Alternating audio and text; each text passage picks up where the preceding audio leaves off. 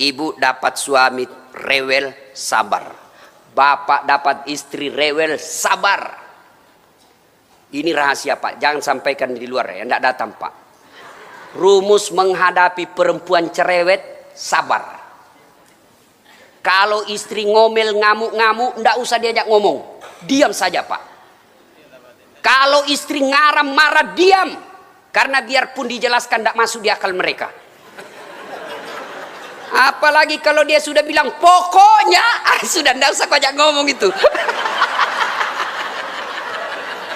Perempuan kadangkala sudah dijelaskan nomor 1, muncul pertanyaan 2. Dijelaskan yang 2, muncul yang 3. Lebih diam, kalau perlu makan obat tidur, selesai.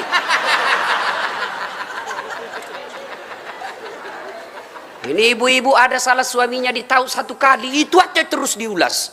Bertengkar lagi 2 tahun yang akan, itu lagi dia ulas.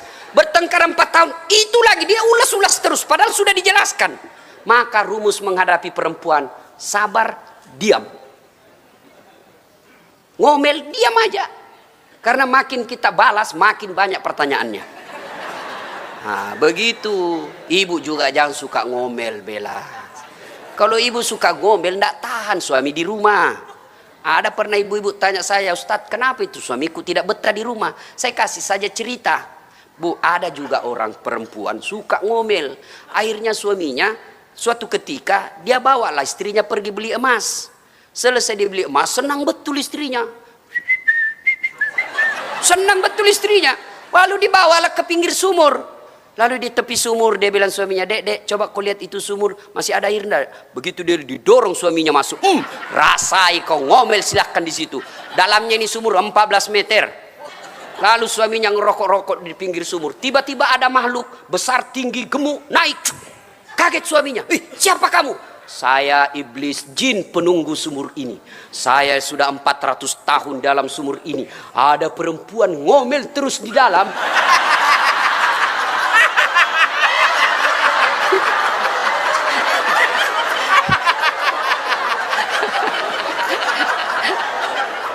Wih, ndak betah saya. Masya Allah.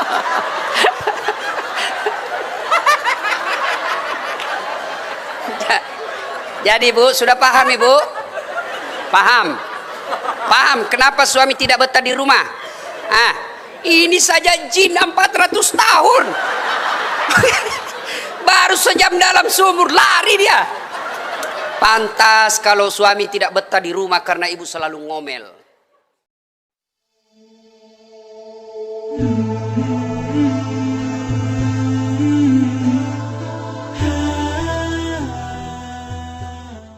Resep gampang bahagia. Resep gampang bahagia, birrul walidain, berbuat baik sama orang tua. Coba lihat ini dek, tamu-tamu kita, ada kehormatan kita Brigjen, bintang 1 polisi. Siapa yang beliau lihat? Bukan karena 2 pengantin, tapi bapak. Saya datang ke sini seumur-umur jadi wabah corona ini, baru kali ini saya ceramah di depan umum. Saya datang pertaruhkan, saya tinggalkan Makassar, melawan ini kekhawatiran saya tentang corona, karena saya menghargai bapak mertua. Ini acara mewah seperti ini, kenapa? Karena orang tua. Jadi kalau kau mau bahagia, muliakan orang tua. Jangan cari muka sama direkturmu. Jangan cari muka sama bupati, bukan dia yang besarkan dan nikahkan kamu. Maka kalau rumus mau bahagia, muliakan orang tua. Ibu bapak yang ada rumah tangga di sini, kalau tidak pernah berhenti masalah dalam rumah tangga, barangkali penyebabnya, hakul yakin, bapak mengabaikan tanggung jawab memelihara orang tua. Ya, paling gampang, ini yang saya amalkan. 2 kali minimal telepon orang tua, kalau kita tidak serumah. Baru bangun telepon, Mak, Pak, gimana kabar? Alhamdulillah, terima kasih sudah menikahkan saya. Hari pertama. Hari-hari berikutnya, Pak, gimana kabar? Apa sarapan pagi ini? Doakan. Pak, minta doakan saya. Bu, minta doakan saya. Mau tidur, telepon lagi. Mak, gimana kabar? Ma, jangan lupa maafkan orang-orang yang salah hari ini, Mak. Karena itu resep kebahagiaan dalam hidup. Coba lakukan itu dulu. Ya, jangan malah menelpon ibu kita, menelpon manajer kita abaikan. Mak, tunggu dulu ya, menelpon manajer saya, itu sumber masalah hidup. Terbalik mestinya, Pak manajer, mohon maaf, di jalur lain ibu saya menelpon, 10 menit kemudian saya telepon balik Bapak. Itu yang baik. Jangan malah, mohon maaf Pak, ada Bapak manajer saya telepon, saya tutup dulu Pak ya, melukai perasaan orang tua. Ya, birrul walidain. Tidak ada rumah tangga yang sengsara kalau dia memuliakan orang tuanya. Itu aja rumus.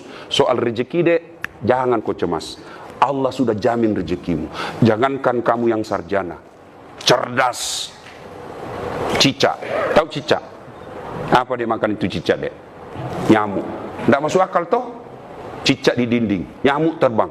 Gimana mau ketemu? Satu di dinding, satu terbang. Tidak ada terminalnya. Gimana mau ketemu?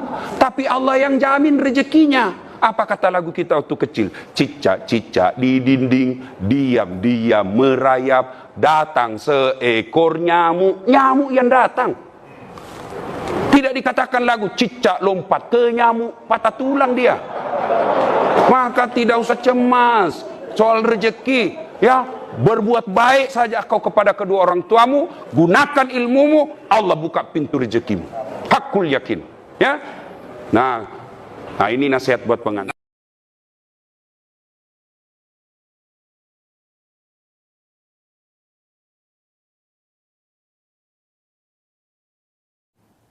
Tahu afiat? Tahu afiat? Hah? Limbilang. Tahu afiat? Apa itu afiat? Hah? Apa? Sehat. Beda afiat, beda sehat. Makanya kita selalu bilang sehat wal afiat. Kalau sama artinya sehat dengan afiat, bilang saja sehat. Tapi kita berdoa sehat wal afiat. Sehat lain, afiat lain. Sehat. Mana Ustaz? Alhamdulillah tidak lumpuh. Tapi kakinya pingin pakai membiliar. Sehat itu. Tapi tidak afiat.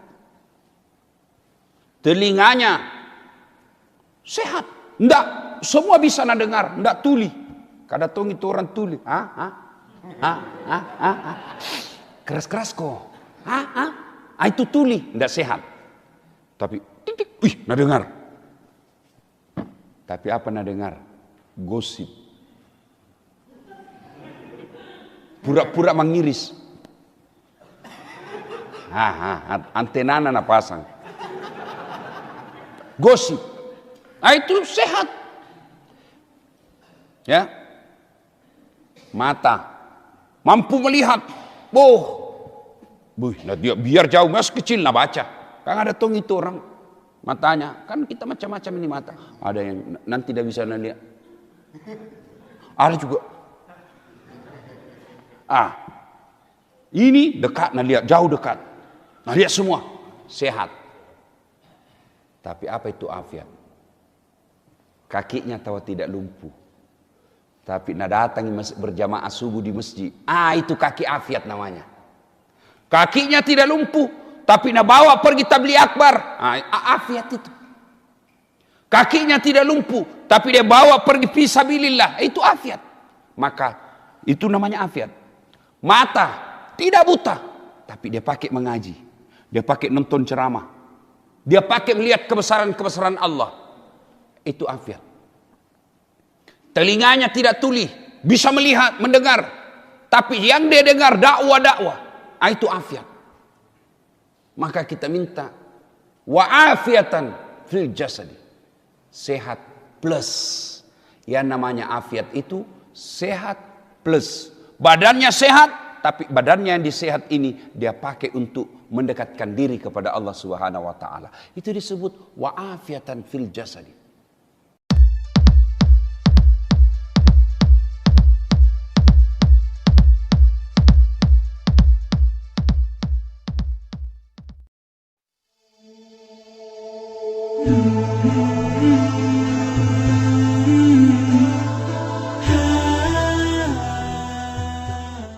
Sudah lihat istri saya? Mau lihat istri saya? Sini kisah yang ke sini naikin nak. Cek panggil Umi nak. Sini ya, sini Ki. Nah, adik-adik remaja, saya ini dengan istri saya tidak pernah kenal sebelumnya. Tidak bilang dia udah pacaran, tidak. Ndak lihat fotonya, ndak. Hakul yakin saja, bismillah. Sudah ijab kabul, ku bilang cantik jenis istriku, cantik jenis istriku, cantik. Ternyata cantik sekali. Nah ini ya. Nah, sini. Ya, sini. Ya, ini Ece. Hasil produksi. Ini ini ku na koleng, mapa je na para pisen na patah nang taku kasanangku. Nah, ini namanya Naura Sidkia Nasrun. Anaknya Haji Nasrun. Ini namanya Naura Nasira, anaknya Dasat Latif. Panggilannya Ece. Kenapa dipanggil Ece? Supaya orang begitu panggil namanya tahu orang Bugis. Ya, ibu bapak, saudara-saudara sekalian, kelebihan istri saya ini kuat menghafal Quran dan alhamdulillah tidak suka marah-marah. Tapi tahan banting. Maksudnya apa? Saya kan dikenali ini Ustaz selalu cerita poligami. Iya toh? Nah, kalau dia lihat lagi ceramahku soal poligami, saya bilang ibu-ibu ada 4 jenis rumah tangga dalam Quran. Yang pertama, suaminya beriman, istrinya kafir. Siapa? Lut alaihi salam. Yang kedua, istrinya beriman, suaminya kafir. Fir'aun laknatullah alaih. Yang ketiga, istrinya kafir, suaminya kafir. Abu Lahab. Dan yang keempat, istrinya beriman, suaminya beriman. Itu Ibrahim alaihissalam. Ibu-ibu kira-kira pilih bagaimana ibu? Hah? Ibrahim. Tapi ibu harus tahu, Ibrahim itu 2 istrinya. Langsung Nabi bilang, jangan Ibrahim Ustaz, Fir'aun mo. Nah, itu biasa dibilang. Jadi kenapa kau bahas terus poligami? Kau bilang, mati muda itu kalau kau bawa perasaanmu soal itu.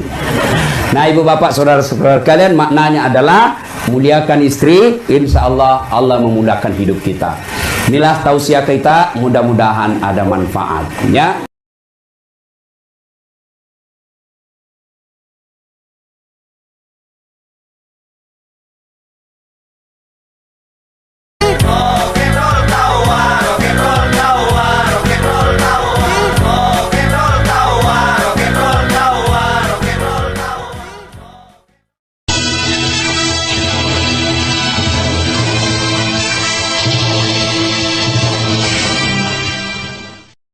Nah, jangan sombong gara-gara harta.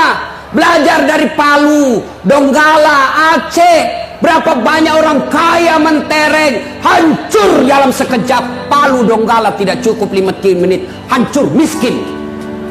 Apa yang kamu sombongkan dengan hartamu? Oke lah, duitnya masih banyak, mobilnya mewah, rumahnya megah, duit depositonya 7 miliar, sombong. Allah titip penyakit dalam dirinya, akhirnya apa? Banyak duitnya tapi makannya terbatas. Saya sering ditraktir orang kaya, Bu. Begitu saya berhadapan meja makan, apa dalam pikiran saya? Enak semua. Mana dulu saya makan ini? Ini orang kaya apa dia pikir? Asam urat, kolesterol, ginjal, lemak. Dilarang makan nasi. Duitnya 7 miliar dilarang makan nasi. Dilarang makan daging, dilarang makan garam, dilarang makan gula, dilarang makan sambal, dilarang makan lemak. Apa saja bisa dia makan. Ubi kayu. Duit 7 miliar cuma bisa makan ubi kayu leh. Silakan Nana. Ayo. Dia ke dokter, dia bilang, mohon maaf Pak Dewan, selama Bapak anggota DPR ini Bapak tidak pernah kena matahari. Mulai besok Bapak keliling komplek ya. Jangan pakai baju Pak, supaya kena matahari. Kalau bisa Bapak pakai celana pendek. Jangan pakai sendal Pak ya, supaya refleksi. Jangan pakai topi. Jam 8 sampai jam 11 keliling komplek. Nggak pakai sendal, nggak pakai baju. Coba pakai celana kolor jalan. Apa bedanya sama gembel? Ayo. Apa yang kau sombongkan dengan harta? Jangan sombong. Jangan sombong gara-gara harta. Berapa banyak orang duitnya banyak, tapi hancur hanya untuk bayar penyakitnya.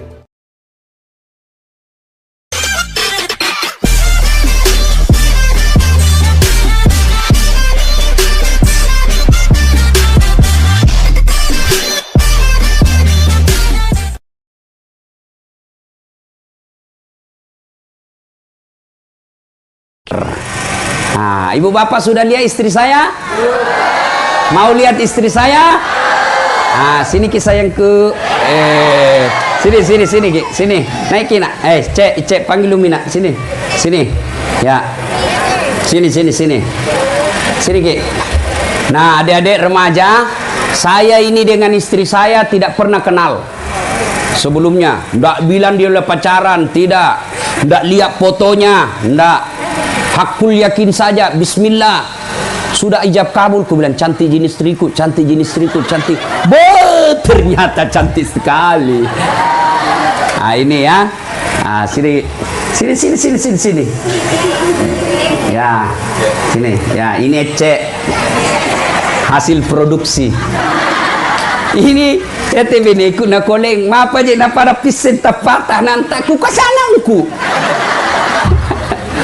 Ini namanya Naura Sidkia Nasrun, anaknya Haji Nasrun.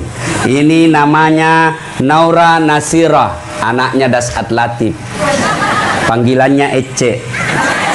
Kenapa dipanggil Ece? Supaya orang begitu panggil namanya tahu orang Bugis. Ya, ibu bapak, saudara-saudara sekalian, kelebihan istri saya ini kuat menghafal Quran dan alhamdulillah tidak suka marah-marah. Tapi tahan banting. Maksudnya apa? Saya kan dikenali ini ustaz selalu cerita poligami. Iya toh? Kalau dia lihat lagi ceramahku soal poligami, saya bilang ibu-ibu ada 4 jenis rumah tangga dalam Quran. Yang pertama, suaminya beriman, istrinya kafir. Siapa? Lut alaihi salam. Yang kedua, istrinya beriman, suaminya kafir. Fir'aun laknatullah alaih. Yang ketiga, istrinya kafir, suaminya kafir. Abu Lahab. Dan yang keempat, istrinya beriman, suaminya beriman. Itu Ibrahim alaihissalam. Ibu-ibu kira-kira pilih bagaimana ibu? Ibrahim. Tapi ibu harus tahu, Ibrahim itu 2 istrinya. Langsung Nabi bilang, jangan Ibrahim Ustaz, Fir'aun mo. Itu biasa dibilang. Jadi kenapa kau bahas terus poligami? Kau bilang, mati muda itu kalau kau bawa perasaanmu soal itu.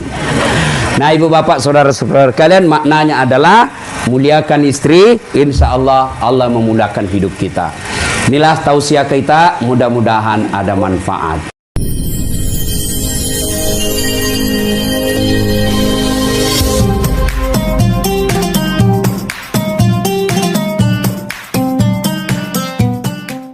Tahu binatang ibu? Tahu binatang? Bapak-bapak, adik-adik, tahu binatang? Ibu saya di kampung sampai sekarang masih pelihara kambing. Jual beli kambing. Itu kambing beliau, kalau ada yang nakal, dia ganggu temannya, dia panggil penjaganya. Balu iro. Mas, betak, jual itu. Dia ganggu temannya. Bawa ke pasar. Saya di pasar. Haji, tidak ada yang beli Haji. Sudah, kasih pulang. Kita potong, makan bareng-bareng. Dagingnya jadi coto. Sate. Tulangnya jadi konro. Telinganya jadi sop, lidahnya sop lidah, ekornya sop buntut, kakinya sop kikil. Semua dipakai. Kulit-kulitnya jadi perhiasan, tanduknya jadi perhiasan. Kambing nakal, jual. Tidak ada yang beli, potong, kita makan bareng-bareng. Kambing nakal masih bisa dijual dan dimakan. Kalau ada di sini perantau, tidak sholat, tukang tipu, pezina, pemabuk, jelek mukanya, bau keteknya, busuk mulutnya, mau diapain bos? Siapa mau makan? Ayo, diapain? Dijual, siapa mau beli? Bikin repot. Inilah yang Allah sindir, mereka lebih hina dari binatang. Panitia tidak mau kita merantau ke Korea, lalu kita menjadi derajat yang lebih hina dari binatang, maka kita diundang datang ke tempat ini agar kita bisa lebih mulia daripada yang lalu-lalu. Mudah-mudahan ada faedah atas kehadiran kita semua. Mari kita tutup ceramah kita ini dengan mengirimkan suratul Fatihah kepada Rasulullah Muhammad SAW. Khasiat dan keutamaannya kita ikhlaskan untuk ibu kita masing-masing, baik yang masih sehat walafiat, terutamanya lagi untuk ibu bapak kita yang sudah jadi arwah.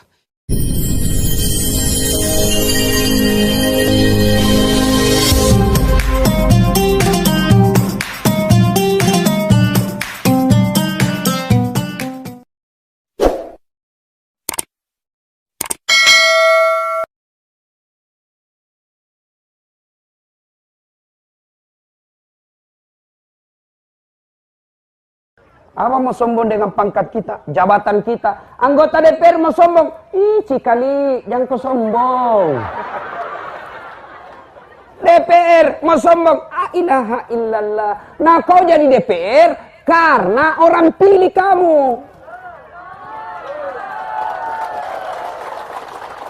Mau lagi sombong-sombong, tidak terpilih. Sudah. Ada lagi cerita warung kopi. Di akhirat BD ada anggota parlemen sama Pak Doja. Ini Pak Doja dalam sorga. Tahu Pak Doja? Marbot, tukang tumbuk di masjid, tukang bersih-bersih. Dia lihat ada anggota parlemen banyak di sorga. Dia protes. Ya Allah, kenapa bisa banyak di sorga ini? Dan di negaraku banyak ditangkap KPK gara-gara korupsi dan persinahan. Kok bisa banyak? Dia bilang malaikat, "Nggak usah ribut. Ini cuma mereka reses. Sebentar lagi dia pulang."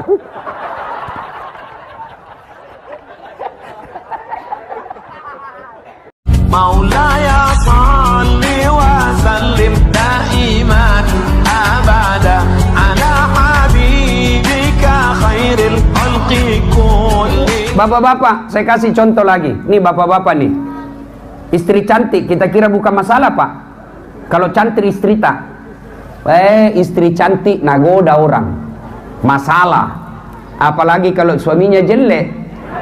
Dia lebih masalah lagi. Berarti bagus kalau jelek istri, Ustaz.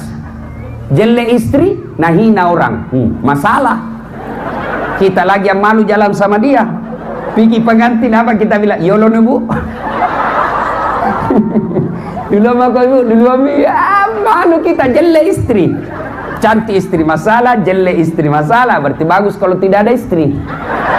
Masalah juga. Tidak ada istri masalah. Berarti bagus kalau banyak istri.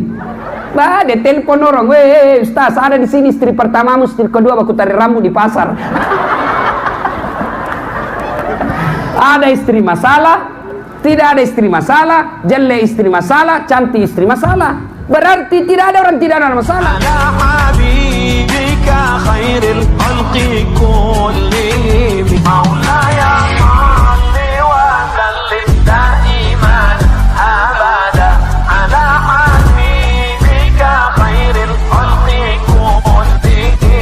Maulaya salli wa sallim daiman abada ala habibika khairil khalqi kulli. Lalu tidak capai target, lalu kau putus asa. Untuk apa ada Tuhan di dunia kalau mau kau hidup sesuai maumu? Sudah nih, lepas mau kau saja, tidak harus ada Tuhan. Itulah gunanya ada Tuhan. Nah atur ki, pindah kau dulu ke Sinjai.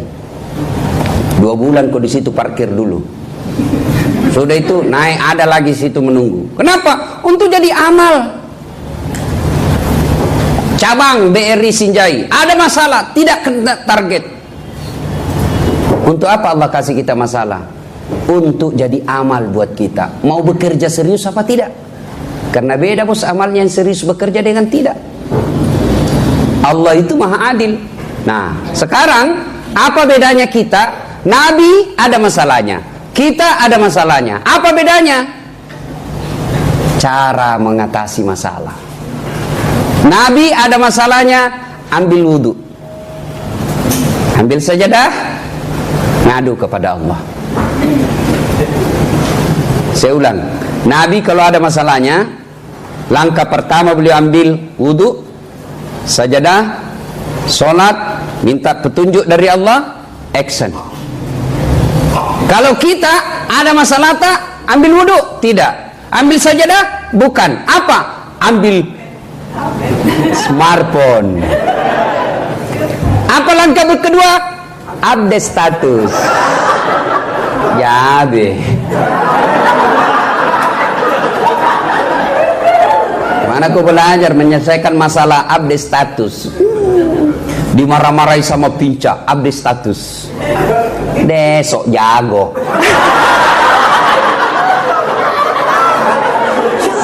Nggak menyelesaikan masalah itu. Coba suaminya telepon, dia telepon suaminya yang lagi tugas, 3 kali telepon tidak dijawab-jawab. Ditelepon lagi, malah mati HP-nya. Update status. Teganian kau. Telepon lagi, tidak ada jawaban.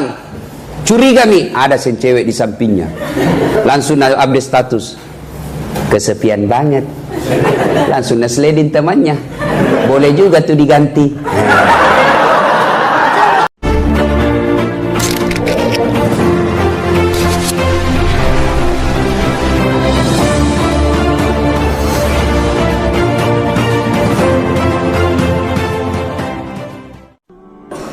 Syarat pakaian itu kan 1, tutup aurat. 2, tidak mempertontonkan lekuk-lekuk tubuh. 3, pantas. 4, indah. Tutup aurat, sudah, alhamdulillah. Tapi sempit, tidak memenuhi syarat. Kami ini laki-laki habis amal gara-gara kelakuan ini cewek-cewek.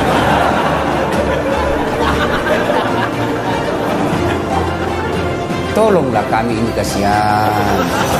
Jangan kau habisi amal kami. Marilah kita kerjasama. Kami laki-laki jaga mata. Tolong Anda cewek jaga akhlak. Karena biar kami setengah mati jaga mata, kalau kalian keluar gentayangan, habis amal kami. Dilihat dosa, tidak dilihat barang bagus.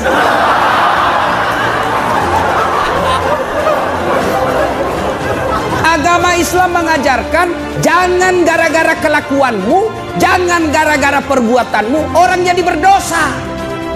Kan perbuatanmu jadi kami laki-laki yang berdosa. Mestinya kalian jaga akhlak, kami jaga mata, sopan di dalam. Kami ini laki-laki tergantung perempuannya. Kalau perempuannya sopan, tidak mungkin kami ganggu. Coba lihat itu cowok-cowok kalau di pinggir jalan main gitar, mengapa mengapa.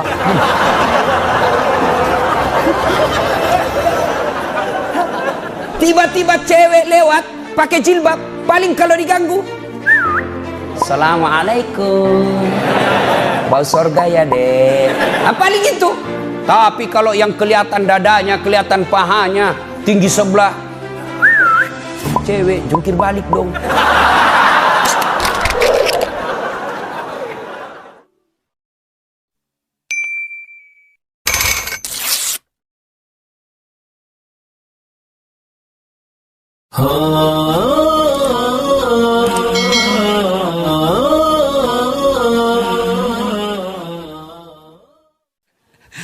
Akhirnya lahirlah anaknya Ibrahim alaihissalam beristrikan Siti Sarah, namanya Ishak.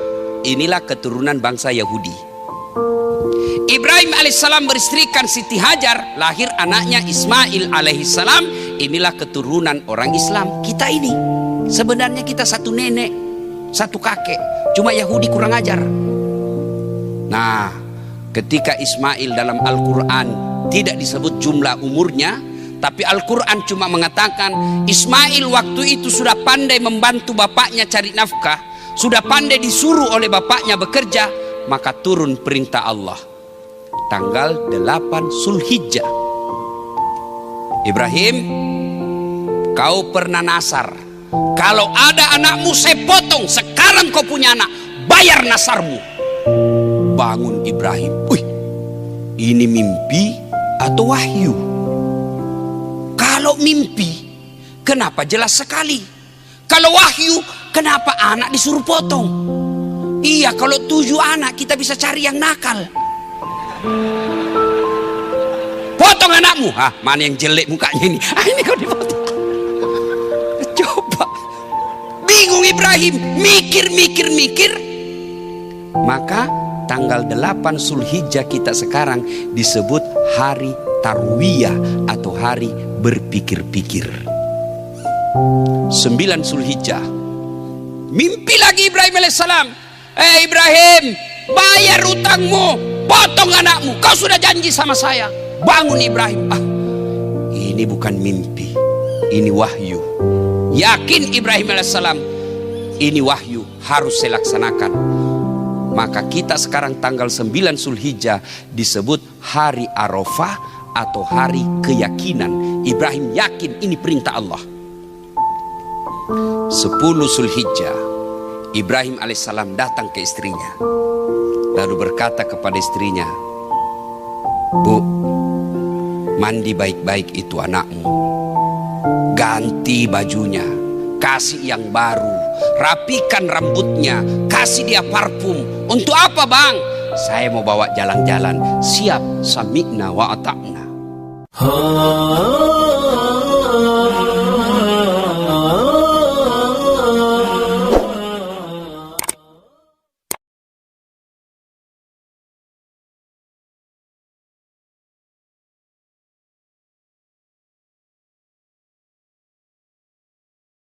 La ilaha illallah.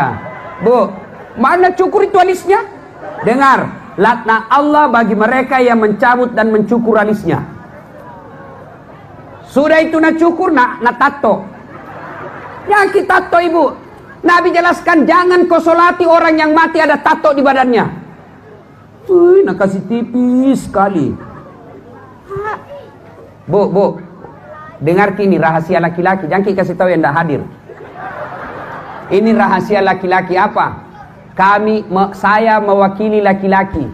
Sesungguhnya yang kami mau, ibu, bukan kecantikan ibu yang di sini.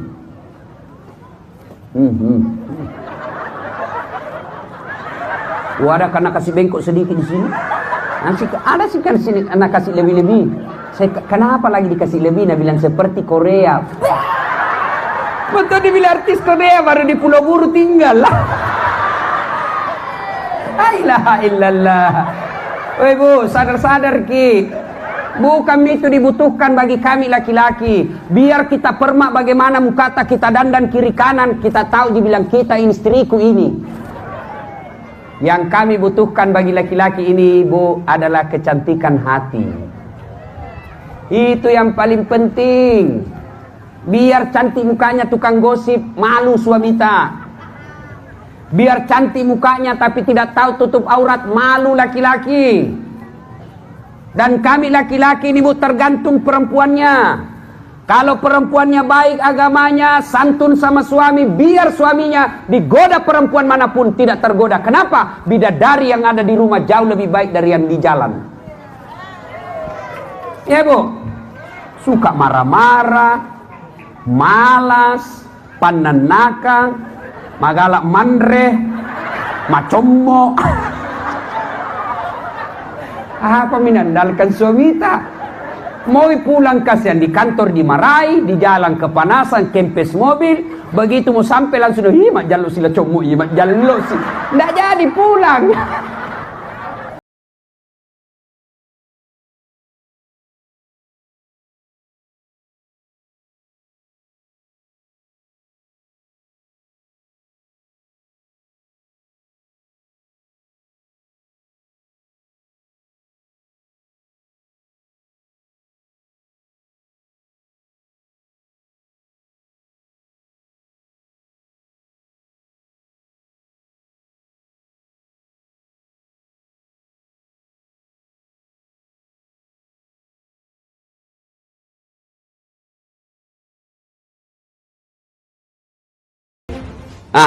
Kalau orang berzina, apakah langsung dirajam? Tidak, harus 4 orang saksi. 4 orang saksi. Saksinya apa? Kuliah masuk di kamar Ustaz. Apa sudah boleh jadi saksi? Tidak. Kata Al-Quran, menurut bahasa Quran, pedang masuk dalam sarungnya. Tahu toh? Kalau pedang masuk dalam sarungnya toh? Nah, mengerti mak toh? Jangan aku dijelaskan lagi. Ya, nah itu berapa yang lihat? 3, tidak boleh. 2, tidak boleh. Berapa? 4 yang lihat itu pedang masuk dalam sarungnya. Kalau Nabi lanji kuliah baku perlu. Enggak, belum dirajam. Kuliah baku tindis, belum dirajam. Tapi kalau naliami, kuliah masuk. 4 orang yang lihat, baru boleh dirajam. Coba. Jadi tidak gampang itu menerapkan. Kenapa? Karena Islam sangat menghargai jiwa. Ya Rasulullah, rajam kak. Kata Nabi, kenapa? Matampuk kak, saya hamil di luar nikah. Oh, kalau ini diterapkan, bu, banyak sekali. Hamil dari suaminya, beleng-beleng. Rajam saya. Kata Nabi, kenapa? Saya hamil di luar nikah. Betul kok. Iya ya Rasul. Kata Nabi, kalau begitu kau balik dulu. Apa? Besarkan dulu kandunganmu, pelihara dulu kandunganmu, lahirkan dulu itu anak. Sudah melahirkan, ya Rasulullah, saya sudah melahirkan, rajam saya. Kenapa? Lebih baik saya dihukum di dunia daripada apinya neraka. على حبيبك خير الخلق كلهم مولاي صل وسلم دائما أبدا على حبيبك خير الخلق كلهم مولاي صل وسلم دائما أبدا على حبيبك خير الخلق كلهم مولاي صل وسلم دائما أبدا على حبيبك خير الخلق كلهم مولاي صل وسلم دائما أبدا على حبيبك خير الخلق كلهم مولاي صل وسلم دائما أبدا على حبيبك خير الخلق كلهم. Menghalalkan pergaulan bebas. Jadi keliru kok anak muda kalau kau bilang Islam ini melarang pergaulan bebas. Tidak. Islam membolehkan pergaulan bebas, tetapi dengan catatan ada aturannya. Apa ada aturannya? Akad dulu. Kalau kau mau bebas, akad dulu. Mau kau 24 jam pakai istrimu, silahkan. Mau cangkul dari samping, boleh. Cangkul sambil mundur, boleh. Yang penting jangan kau cangkul sawahnya orang. Itu Islam membenarkan. Pergaulan bebas, boleh dalam Islam. Dengan catatan ada aturannya. Apa aturannya? Nikah kau dulu. Kalau kau pakai sebelum ada akad nikah, bahaya. Contoh, PLN mau mati lampu sebentar malam misalnya, maka dibikin pengumuman sebentar malam akan mati lampu, maka silakan persiapkan senter masing-masing. Kalau mati lampu kau itu, maka kita belilah senter. Kapan pakainya nih senter? Kapan pakainya? Mati lampu pi. Kalau kau pakai mulai pagi, senter terus sampai sore, kau pakai terus itu senter, pas mati lampu, lo mi, apa lagi? Oh, waktu nakal lolo cambuk terus, keso terus. Begitu sudah beristri, lo rami. Tinggal celeng-celeng kada ulamar sih. Coba, maka itu ada aturannya. Aturannya dihalalkan pergaulan bebas dengan catatan setelah akad nikah. Kalau sudah akad nikah, bebas. Dan itu halal, bahkan itu adalah ibadah. Jadi kalau ditanya ibadah yang paling baik apa? Akad nikah. Ibadah yang paling baik adalah pergaulan bebas hubungan suami istri. Setelah apa? Setelah ijab kabul. Kalau tidak ijab kabul, pergaulan zina namanya haram.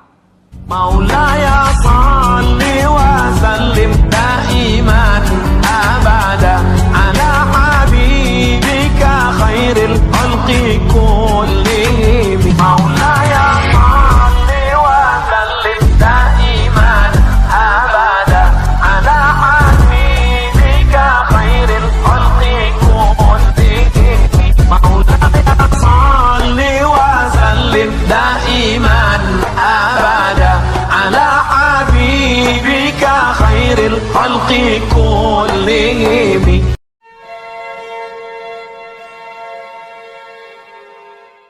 Di akhirat kelak diinformasikan oleh hadis bahwa ketika orang mau diadili, mau maki diadili nanti, satu loket.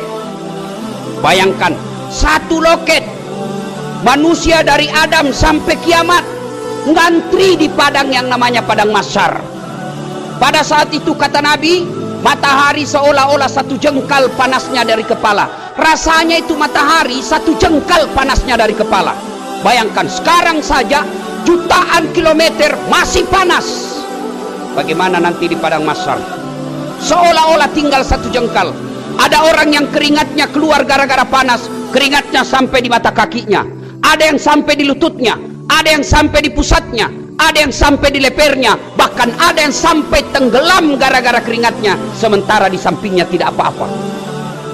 Dan pada saat itu kata Nabi, semua umat manusia berubah mukanya berdasarkan amal-amalnya ketika dia hidup. Ada yang nanti mukanya seperti tikus. Siapa muka tikus? Mereka yang suka sifat seperti tikus waktu hidup di dunia.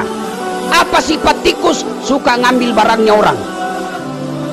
Koruptor, pencope, maling, nanti mukanya seperti tikus. Pejabat-pejabat rektorat yang suka ngambil-ngambil barang kampus tanpa izin, itu nanti mukanya seperti tikus.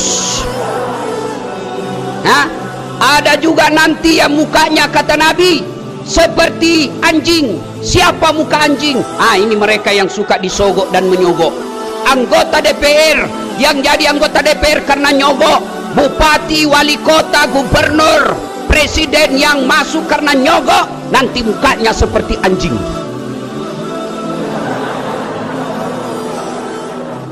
Ayo, ada anggota DPR yang masuk karena disogok, menyogok? Ada. Kau salah, kenapa kau pilih dongok? Ayo, mereka yang jadi pegawai karena nyogok, tentara karena nyogok, polisi karena nyogok, dosen karena nyogok, nanti mukanya seperti anjing. Ada lagi kata Nabi yang mukanya seperti ular. Siapa muka ular? Mereka yang suka menjilat-jilat, cari-cari muka. Bukan fotografer.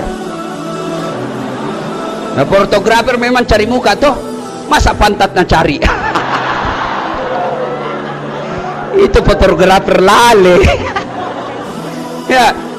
Ini biasanya di kantor-kantor pejabat, pencari-cari muka. Jadi dapat posisi karena cari muka. Biar ada maknanya, ada di sampingnya istrinya kayak ndak punya harga diri. Iya buang, iya pak, iya siap. Ndak laku.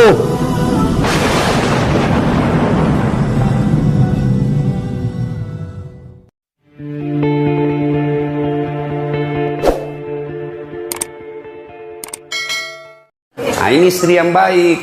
Pulang suami bukakan pintu, cipika. Suami tak ji. Pernah jadi kasih gitu suami tak, ibu? Pernah jadi. Kalau perlu kasih itu bekas gincu. Tempel Ibu, tahu ndak sedekahnya ibu-ibu kepada suami? Sedekahnya suami kepada ibu tiap hari. Bapak-bapak ini yang di luar, tahu ndak sedekahnya suami kepada istri setiap mau keluar? Apa sedekahnya? Nabi setiap mau keluar, dia cium jidatnya istrinya.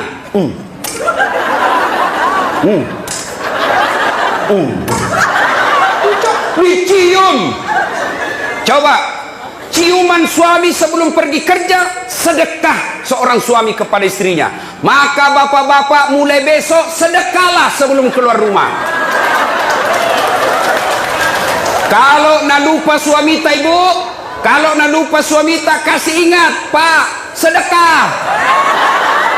Sini kok aku sedekah kok. Tapi ibu juga harus cantik. Mau disedekahi baru banyak osing. Mau disedekahi bau kalepanya, kariwil rambutna, kuning gigina. Nah bila suami tak, jauh-jauh kau deh. Ya. Datang Nabi Khadijah, lalu Nabi berkata, wahai istriku, dingin aku dong, menggigil kak, selimuti saya. Masya Allah. Bu, ku tanya ki dulu, ini misalnya tuh 3 hari 3 malam tidak ada suami tak, ditelepon tidak aktif HP-nya, dicari tidak tahu kemana, tiba-tiba datang menggigil. Ibu, selimuti kak. Kira-kira kita selimuti, bu? Oh ibu, kita selimuti? Tidak. kali selimuti kak, langsung dari mana kok? Langsung diinterogasi. Selimuti kak ibu, langsung dia bilang cik dakol. Nah, itu Khadijah, suaminya 3 hari 3 malam keluar, pulang kedinginan. Wahai istriku, selimuti saya. Khadijah menjawab, sami'na wa ata'na, saya dengar dan saya taati. Maka hikmah pengajian pertama ibu, pulang ki pengajian ini, apapun nak perintahkan ki suamita, selama tidak bertentangan agama, wajib ibu ikuti. Saya ulang, apapun nak perintahkan ki suamita, selama tidak bertentangan dengan agama, ibu wajib mengikutinya. Dosa kalau tidak ikut. Tahu? Langsung sebarkan, lalu bikin tulis di bawahnya, jangan lupa like and share.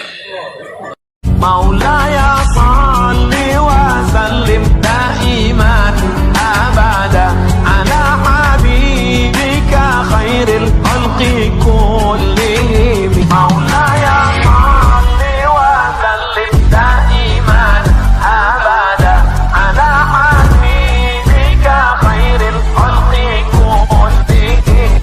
Maulaya salli wa sallim daiman abada ala habibika khairil khalqi kullihim. Apa itu nikah? Ada yang tahu apa itu nikah? Ada yang tahu? Saya kasih hadiah kalau ada yang tahu. Hah? Nah, mari kita lihat satu dulu pengertian. Banyak sekali pengertian tentang nikah. Dan ini nikah hanya berlaku bagi manusia. Saya ulangi, nikah hanya berlaku bagi manusia. Kan ada itu 2 kata yang hampir sama. Apa itu nikah dengan kawin? Nikah tidak boleh, nikah ini hanya untuk manusia. Kalau kawin, binatang, kucing kawin, anjing kawin, dongi kawin, nyarang kawin. Tidak ada akad nikah kambing. Maka yang tepat untuk nikah itu hanyalah umat manusia, khususnya Islam. Maka tidak ada mengundang dengan hormat akad nikah kambing das atlatif. Tidak mungkin, pasti nikah kawin. Tidak mungkin nikah kalau binatang. Namanya kawin kalau binatang, kalau manusia nikah. Nah, mari kita lihat apa definisinya nikah. Ya, salah satu ulama besar namanya Abi Yahya Zakaria. Ya, beliau mendefinisikan nikah adalah akad. Akad itu perjanjian. Ya, kalau bapak beli sapi itu ada akadnya, tapi bukan akad nikah. Tapi apa? Akad jual beli. Salah satu akad jual beli ada itu barang. Salah satu akad jual beli dilihat. Salah satu akad jual beli si cocok kijolok. Maka rumah makan yang baik itu ada memang harganya. Nasi goreng 15.000. Itu akad yang islami. Rumah makan yang islami, kopi 30.000. Ditulis memang di situ. Maka saya senang itu kalau di Malaysia, kedai-kedai, ya, kedai-kedai runcit, kedai makan itu dan memang mau harganya, ada memang harganya. Nasi goreng kampung 10 ringgit. Kenapa penting ada harga? Siapa tahu kita makan tidak tahu harganya, kita kira murah, sekalinya dibayar mate minjogana duit. Nggak cukup duit, maka itu penting ada akad dulu, perjanjian. Salah satu di antara akad syariatnya kalau kita jual beli ada memang harganya. khairil khalqi kullihim. Maulaya salli wa sallim daiman abada ala habibika khairil khalqi kullihim. Maulaya salli wa sallim daiman abada ala habibika khairil khalqi kullihim. Maulaya salli wa sallim daiman abada ala habibika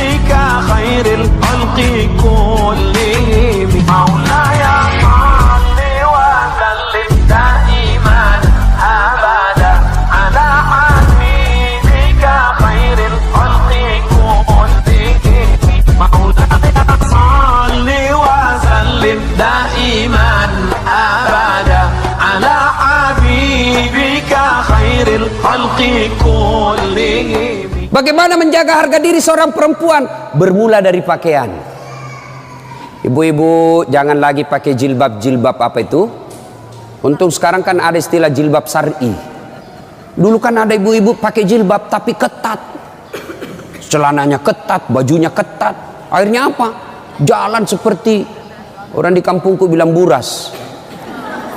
Tahu buras ibu? Hah? Ah, lontong. Lontong. Coba lontong kalau dibuka kan masih ada kentara itu anunya, bekas-bekas ikatannya. Bu, wanita soleha, istri yang baik, pakaiannya tidak seperti itu. Salah satu menjaga harga diri, tidak pernah keluar tanpa izin suaminya. Kan biasa ibu-ibu keberatan, kok suami lagi? Tapi ingat ibu, ridanya anak ada sama ibu. Allah itu maha adil. Bu mau masuk surga, bakti sama suami. Suami mau masuk surga, bakti sama ibu. Itu putar aja. Jangan lagi ada yang cemburu. Ustaz, saya serumah mertua saya. Kenapa ya suami saya perhatian betul sama mamanya, sudah punya anak yang lain, kok suami saya terus dibebani beli ini, minta sama suami. Saya bilang, bu sadar dong bu, bersyukur suamimu begitu. Mudah-mudahan nanti anakmu pun sudah menikah dengan wanita lain, dia masih memperlakukan kau seperti ibunya sekarang. Jangan malah sentimen, suami saya begini, suami saya begini. Ibu berapa tahun sama suami? Baru 25 tahun. Itu ibunya dari perutnya. Saya heran kalau ada perempuan cemburu sama mertuanya. Tak sadar. Gimana nanti kalau ibu punya mantu yang juga kurang ajar? Mau? Maka saya bilang sama istri saya, boleh kau maki-maki saya, boleh kau hina saya, boleh kau lempar kepalaku, yang penting tidak kena. Satu yang tidak boleh, jangan kau lukai perasaan ibu saya. Begitu ibu saya luka perasaannya, kau pembuat sial, keluar kau dari rumah. Tidak ada toleransi. Begitu mestinya kita jadi istri. Kalau ibu-ibu masih susah hidupnya, koreksi aja deh, barangkali durhaka sama mertua. Nah, bagaimana mengabdi kepada orang tua, bagaimana mengurus anak, insya Allah lain waktu dan kesempatan kita akan lanjutkan. Akhirnya kita simpulkan, wanita yang ingin dirindukan surga, 1, pelihara sholat. 2, 3, taat pada perintah suami selama perintah itu tidak melanggar agama. Yang keempat, jaga harga diri. Insya Allah kalau ini kita lakukan, maka Nabi jelaskan, silakan masuk surga, tadkhulul jannati bisalam. Silakan masuk surga dari pintu mana yang ibu mau suka. Subhanallah. Inilah tausiah kita, mudah-mudahan ada manfaat.